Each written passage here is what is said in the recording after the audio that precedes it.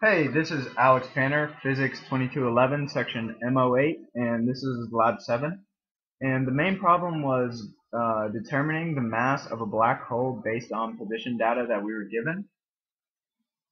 And the main results, using the momentum principle, we can calculate F net, which is equal to the force of gravity, in which we can calculate the mass of the black hole, which is about 2.376 times 10 to the 31 kilograms. So let's take a look at the model.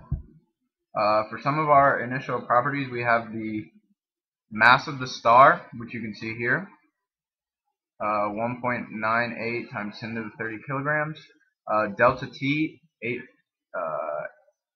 86,400 seconds, which seems really big, but it's small compared to the time scale, so it's pretty accurate. And we imported the position data from the Excel file.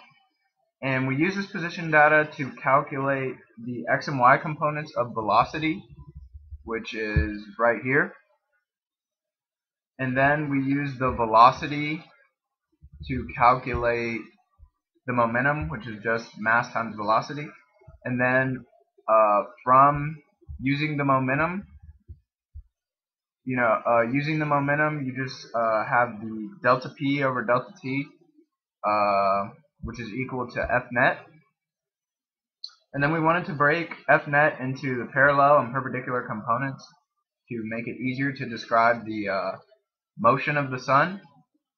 And so F parallel is equal to the change in the magnitude of momentum over delta T times P hat.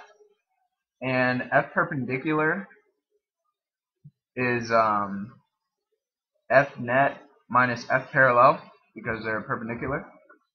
And lastly, we wanted to compute the mass of the black hole.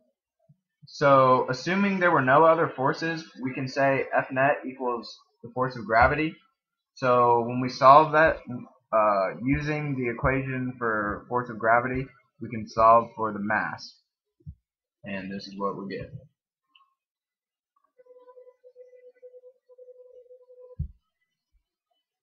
So you can see the motion there. And then this is the data that we actually imported it from. And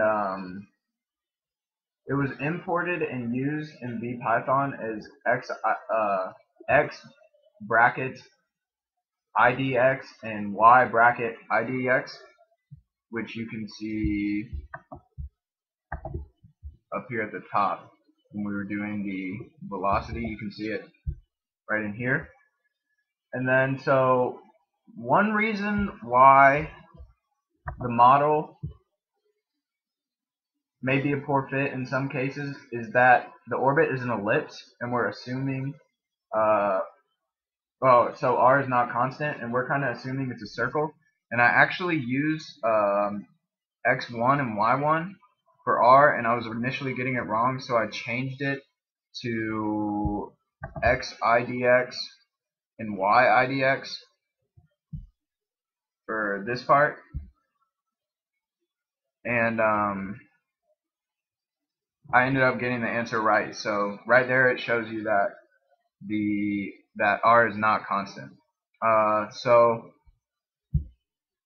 let's look at what does it mean. So what does it mean?